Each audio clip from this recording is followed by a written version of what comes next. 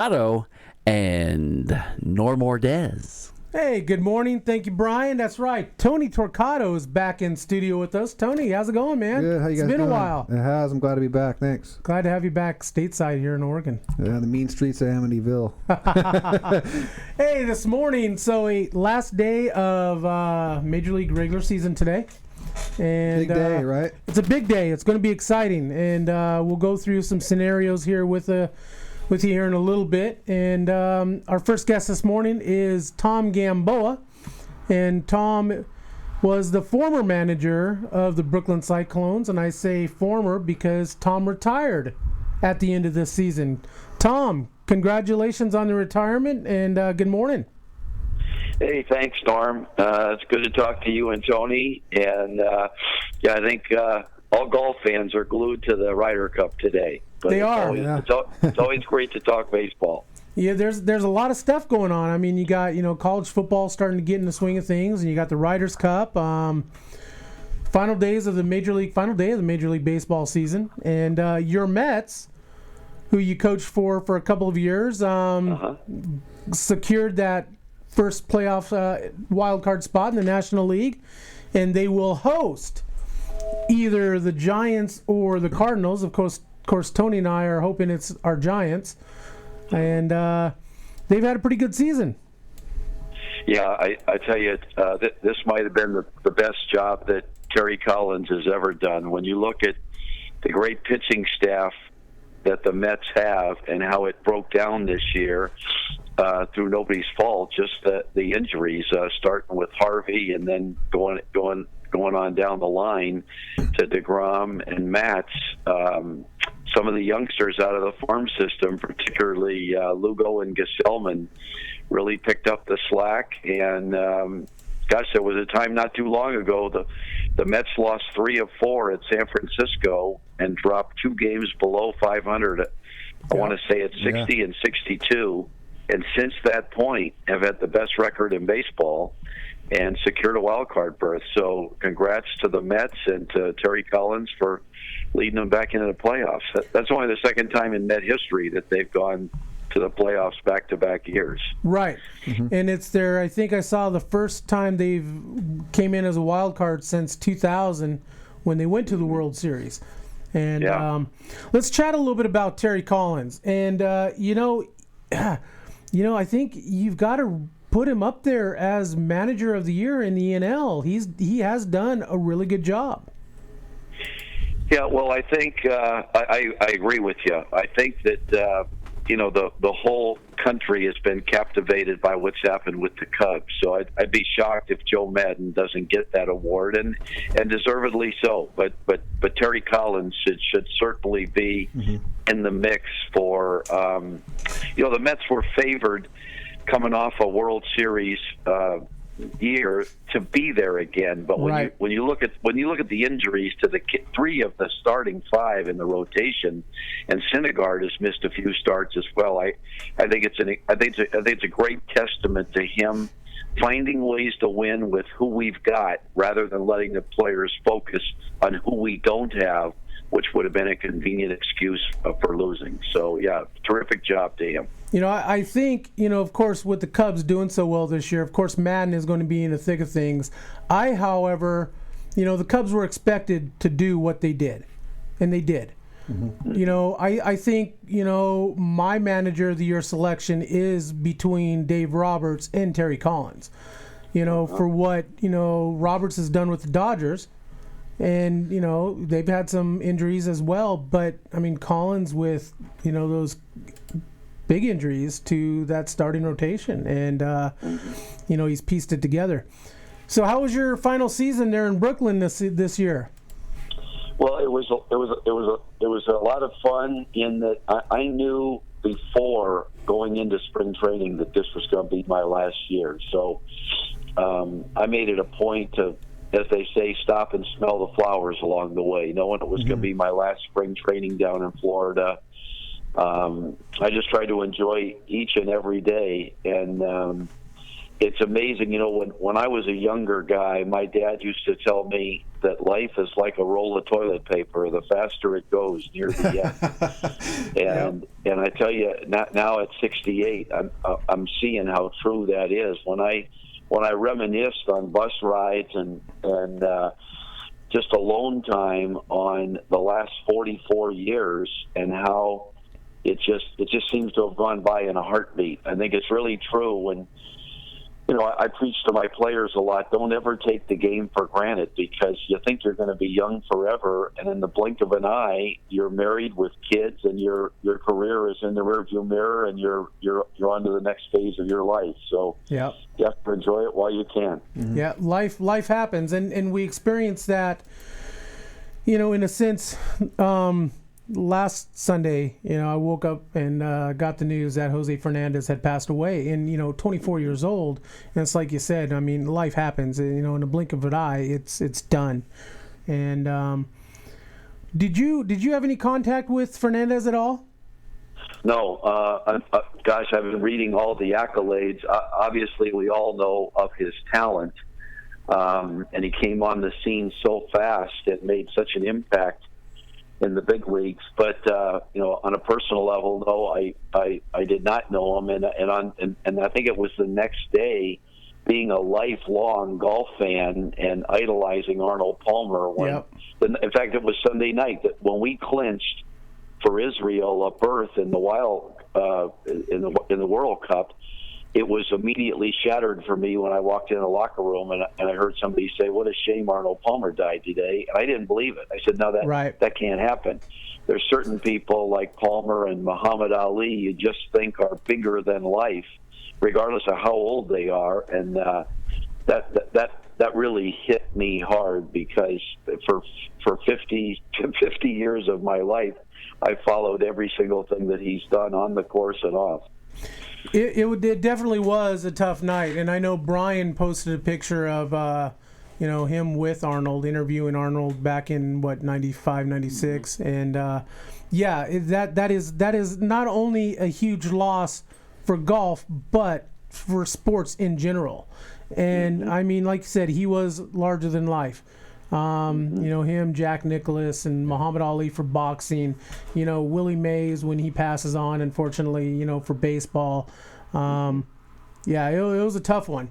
And so you brought it up, and Team Israel. So you got awesome. A spot as a bench coach on Jerry Weinstein's staff, and I've interviewed, Brian, maybe half the WBC team at one time, and I'm a huge Israel baseball fan. I love what they've got going on. Of course, 4 years ago they lost to Spain in extra innings, for a spot in the 2013 WBC. But this year they clinched. They clinched against Great Britain. Same scenario that they had 4 years ago. They had won both of their games, played a team in the finals that they had already beaten, and this year they got the job done. And tell us a little bit about your experience with Team Israel. Well, it was very exciting, Norm, and I have to be honest, I was not very familiar with international baseball. A good friend of mine, Rick Magnani, that works for the Oakland A's, had managed the South African team since this started in '06, but South Africa, being new to baseball, they got eliminated very quickly. So I just really wasn't on top of it. But neither Jerry nor his coaches had ever been to the Brooklyn Park. And our park is somewhat unique in that it has AstroTurf, and it's right on the Atlantic Ocean. I mean, the famous Coney Island Boardwalk and the beach are literally right behind the right field fence. Wow. So the winds that come off the ocean can make the park play much like Candlestick. Right. And so Jerry had been calling me about park conditions and dimensions and whatnot.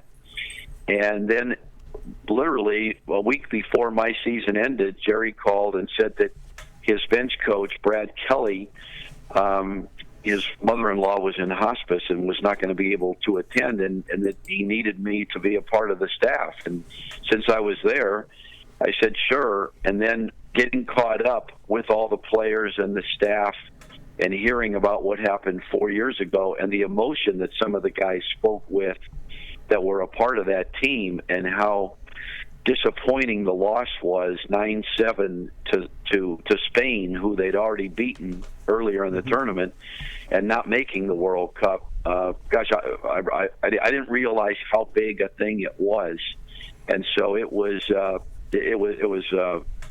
lot of fun to be a small part of seeing Israel overcome this time and win, and now go to their first World Cup in March in Korea. Will be very exciting. And we'll get the answer from Nate Fish in the following interview after you, but you were there when they clinched. What did that mean to that team? I mean, Cody Decker, I've chatted with Cody Decker numerous times about that loss and how it stings. Shlomo Lipowitz, who's a pitcher, and who's the only Israeli-born player that they have. It hurt. It hurt bad, and like I said, they had that game wrapped up against Spain early on, and ended up losing in extra innings. And so let's talk about that emotion that was there after they clinched. Yeah, well, I think even backing up from that, Norm, on the very first day of the workouts, Peter Kurz, the president of Israeli baseball, secured Hudson Valley's where the Tampa Bay plays. It's the only other AstroTurf field in the league. So we had 3 workouts there. It's about 2 hours away from Brooklyn. And before the first workout, Jerry Weinstein did something I thought was terrific. He got all the players in the dugout, and they went down the line. And those that were here in 2012 talked about the experience. And the one name that you didn't mention, and unfortunately he was the losing pitcher, because Israel had the lead late in the game, yep. And Josh Zeid happened to be the pitcher of record when the lead slipped away and took the loss in that game. And I tell you, Josh was so choked up 4 years after the fact, saying that his focus was to continue to play baseball for 4 more years to make sure that he was on the next Team Israel to compete. And as God would have it, or luck, fate, whatever you want to call it, Josh Zeid ended up pitching in the final game again this year, and was a big factor in he pitched in 2 of the 3 games. But I was glad to see that he was on the rubber and actually got the win. Nice. When we got on the scoreboard, and never to be caught, and got the win this year. So I mean, isn't that ironic? And knowing how much it meant to him. And I tell you, when we took the field to practice in preparation, those of us that were new to this, everybody was caught up in it, realizing just how important this was, not only to Peter and Nate being from Israel, but for players, that had partaken in this before and were defeated. So it was a great move on Jerry's part to get everybody caught up in the emotion of how important this was for the country of Israel.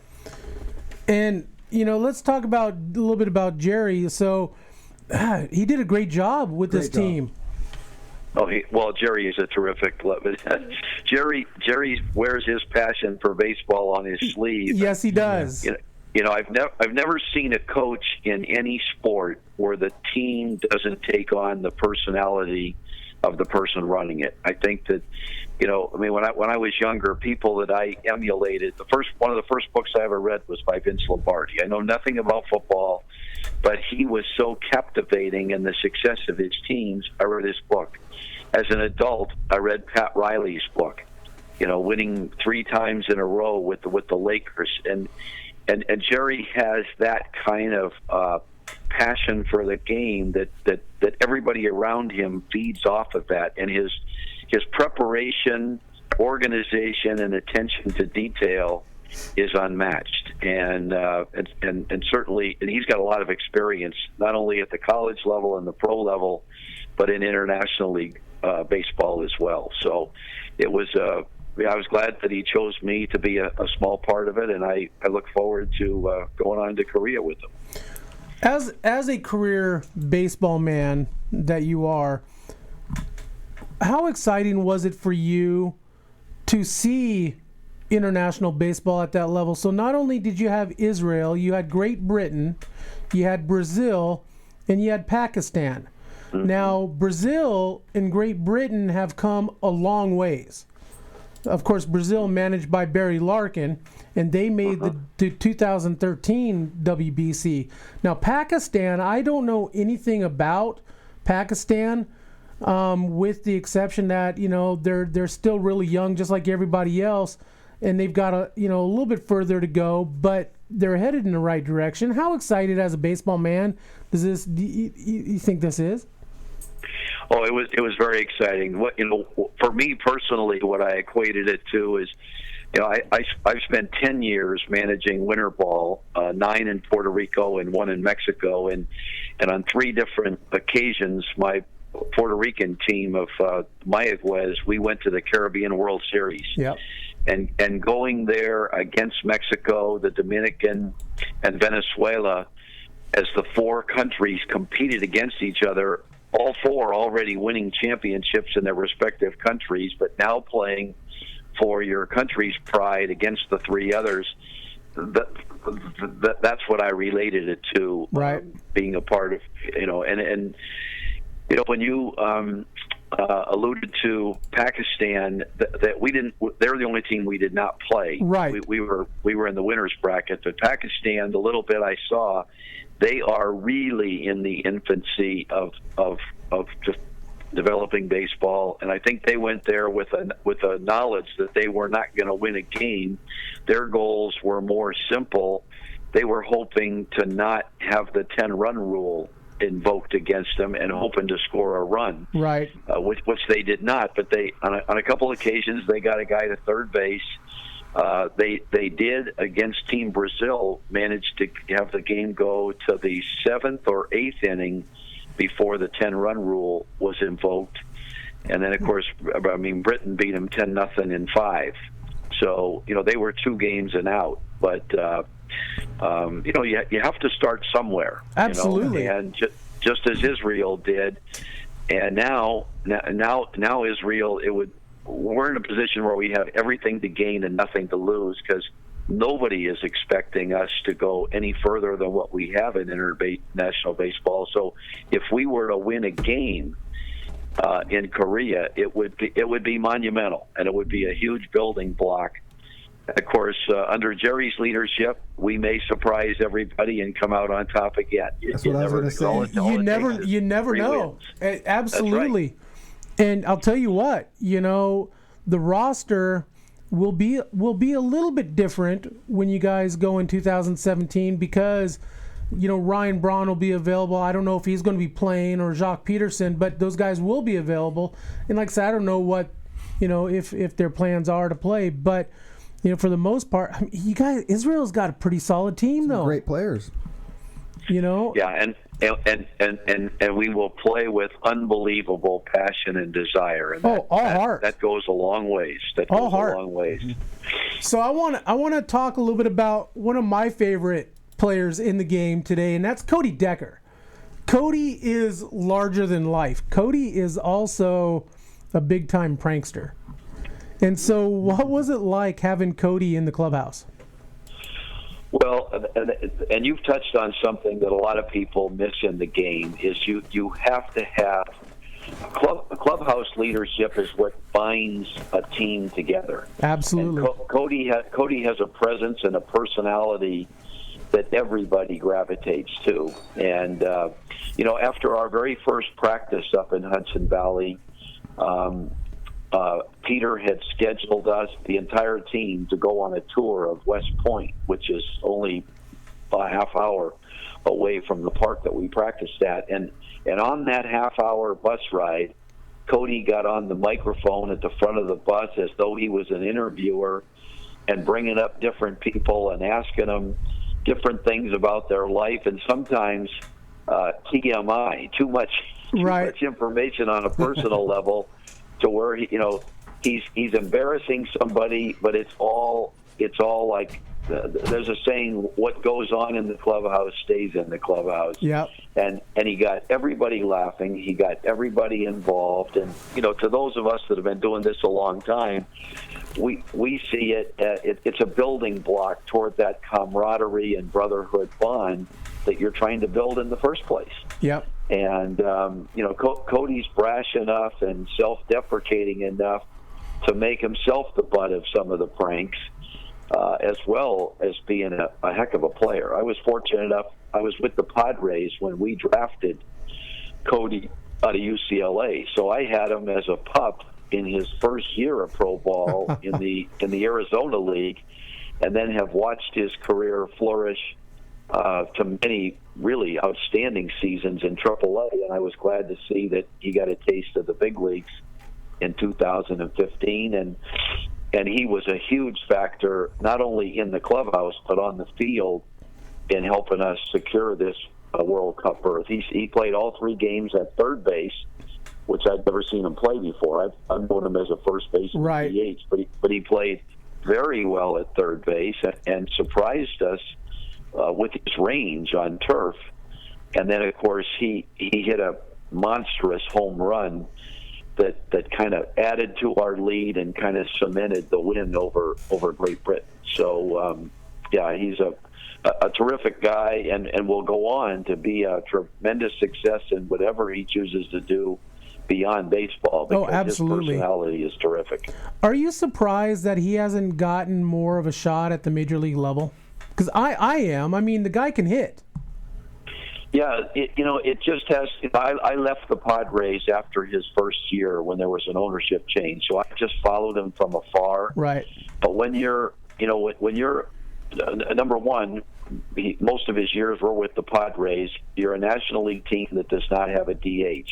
Yep. And at the major league level, Cody's position would be limited strictly to first base. Right. So. And if you look back, in most of those years, the first baseman was a guy named Adrian Gonzalez that was entrenched at that position and not going anywhere. So a lot of baseball is luck and fate in being at the right place at the right time. I mean, in hindsight, it's a shame Cody wasn't drafted by an American League team where he had the flexibility to move up the ladder and have the DH slot available at the big league level.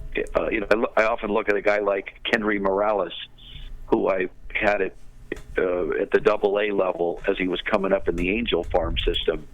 Kendry's career has been a little bit at first base, but primarily as a DH, and he's been a big home run, big RBI guy, as was Cody at the AAA level, and he just didn't get an opportunity to perform at the big league level. But just a great guy, good player, and an unbelievable personality. Oh, he's a hoot. I mean, you watch some of his videos and the pranks he does. He definitely keeps the clubhouse loose, and you need a guy like that. That's definitely over the long ups and downs of a baseball season. You most assuredly do. But he's also a leader.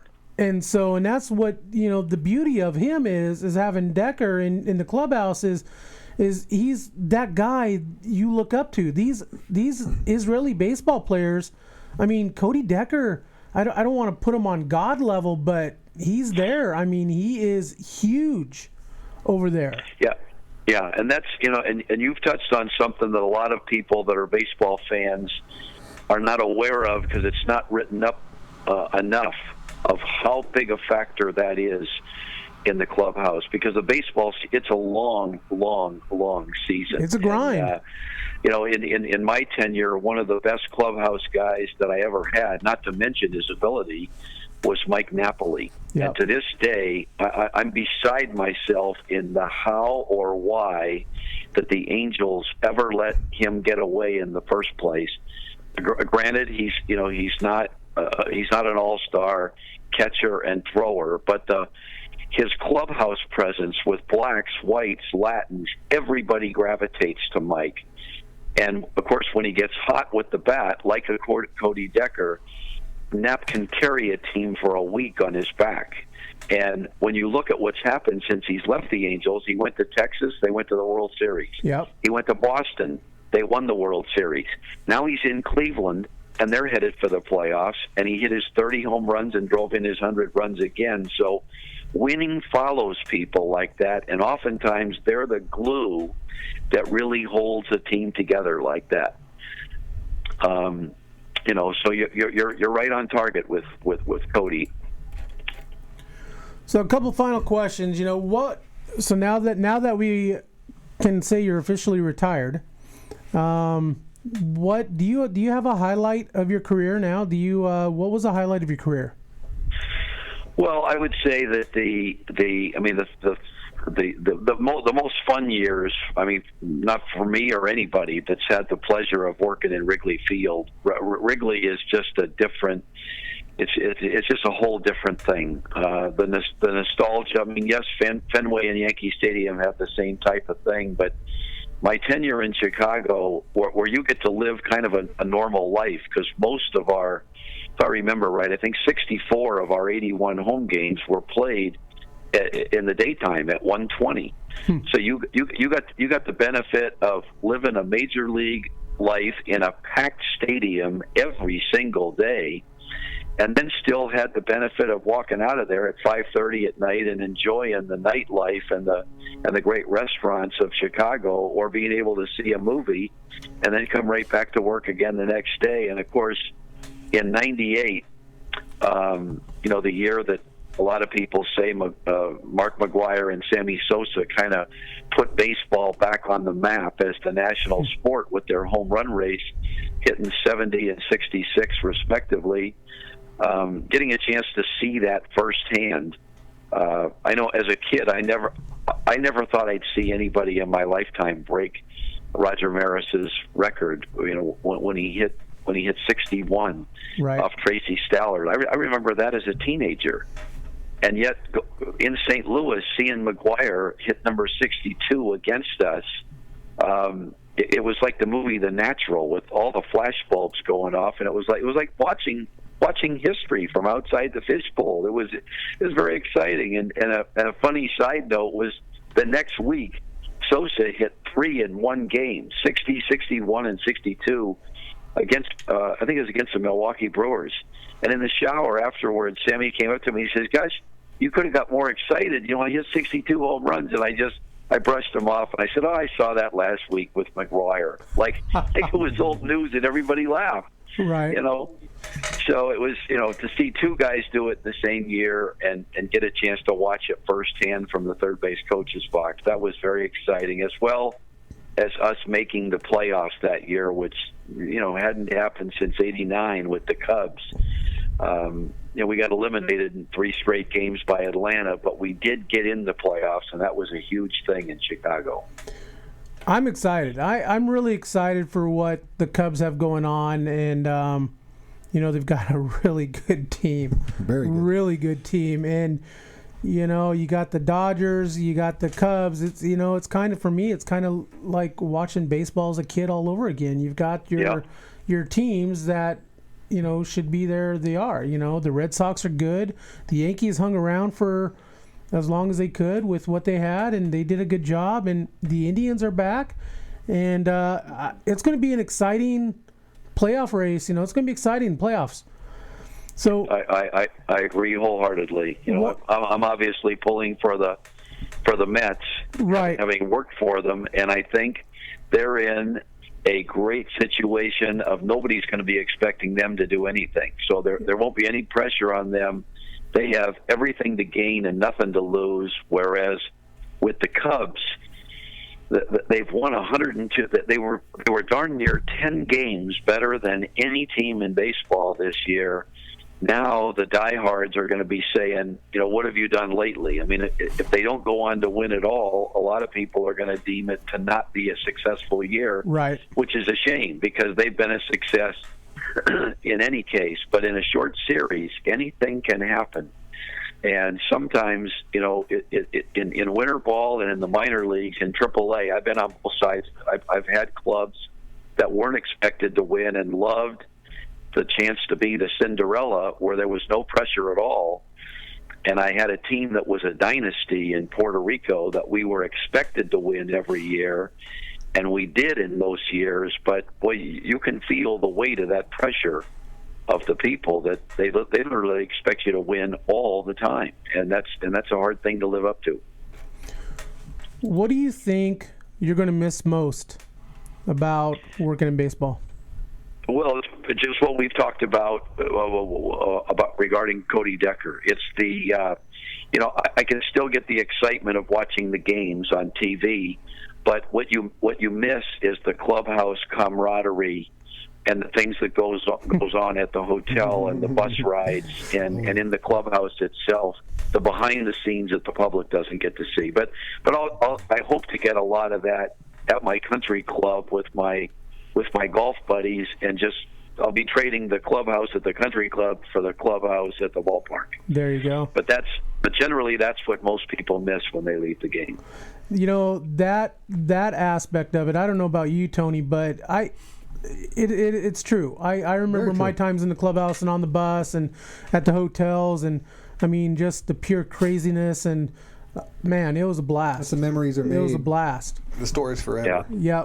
Yep. It's just the camaraderie and the relationships on a day-to-day basis. Because during the season, you spend more time with your teammates and your coaches than you do with your own families. That's just true. How long the season is. Yep. Tom, hey, thank you for coming on, and we'll definitely get you back on after the first of the year, after the WBC is done and said with, and we'll talk about your experience over in Korea. Okay, very good. I always enjoy talking with you, Norm and Tony, and anytime it's about baseball, I light up. So I'll look forward to it. I'll be watching you in the World Baseball Classic, and congrats. Appreciate it. Okay. All right. Thanks. Thanks, Tom. Okay. Bye-bye. All right, bye. Once again, Mr. Tom Gamboa. You know, he touched on, the clubhouse. I mean, God, man. Those are the stories, man. What is one crazy story, whether it be a hotel or clubhouse or a bus, that you can share with us? We were on a bus ride, and all of our luggage is below the bus, right? So we're driving down the freeway, and all of a sudden, all of our luggage starts falling out of the bus. And so all of a sudden, we're like, "What the hell's going on?" We look back, and there's like suitcases in the freeway, and bags. We're like, "Holy shit, man! You got to pull over." That's funny. I remember that was funny because all of a sudden you see this guy's suitcase in the middle of the road. Right? You think you're his buddy. I remember a prank, and a couple of ball players when I was in Lancaster came up to me and they asked me, "Hey, do you have a Tupperware container?" And I'm like, "Well, yeah." And so I find a Tupperware container, and they go in, they grab somebody's laundry loop, and they put it inside this Tupperware container, put water in it, put the lid on it, and then we froze it overnight. And we had a bus trip to Lake Elsinore. And so we came in early in the morning, 7:30 or so, getting ready to get on the bus. We pulled this ice cube, and we hung it back up in this player's locker. Yeah. Oh, no. And, man, he was pissed. The manager was pissed at me too, because I took part of it. But the funny thing is a 2.5 hour drive to Lake Elsinore. Mm-hmm. We get to Lake Elsinore, and it's still an ice cube. It hadn't melted all the way. Yeah. Well, there's some funny stuff going on. I had to take care of it. I had to make sure it was re-laundered and ready to go for the game that night. But oh yeah, you're gonna have a lot of stories because you're with the guys for 6-7 months out of the year. Oh yeah, so there's a lot of stories, not just one or two, but good times. Some pretty classic ones, and some yeah you can't some say. We can't say. So once again, Mr. Tony Turcato back in studio with us. Hey, we're going to be back here about 10:30 with the king of Jewish baseball, Nate Fish. And Nate, hey, you're not going to want to miss this. Nate never fails to deliver. Ain't that right, Brian? It is true. He delivers. Awesome. He is awesome. Can't wait to hear him. And so we will all hail the king. And by the way, there's baseball in Pakistan? I didn't know that. I know. I didn't know baseball in Pakistan. No. All right. Hey, we are sponsored by baseballisms.com. If you like my hat that I'm wearing, baseballisms.com. Also, baseballdudes.com. Chris Gazelle up there in Vancouver, Washington. To be the best, you must train like the best. It's childhood cancer hat. Yeah. And who else, Brian? Who else are we sponsored by? Baseballdudes.com. Based by Pros, Mitch Canham up there in Washington as well, building athletes sports education. His dad, Mark Canham, does our shirts for Clubhouse Chatter, MDM Designs. And we stream live every week on yamhilltoday.com. Hey, we're always looking for sponsors. If you want to sponsor the show, shoot me an email, normbo18@gmail.com. And you can find us on Clubhouse. You can find Clubhouse Chatter on Twitter, 1T, Facebook, YouTube, iTunes, MLB.com blogs. We're all over the place. You guys can call me too at 1-800-EAT-SHIT. Once again, Mr. Tony Torquato. What has gotten into you, Tony? I'm trying to wake up. I'm still trying to wake up. I'm Norm. That's Brian. We'll be back at 10:30 with the King of Jewish Baseball, Nate Fish.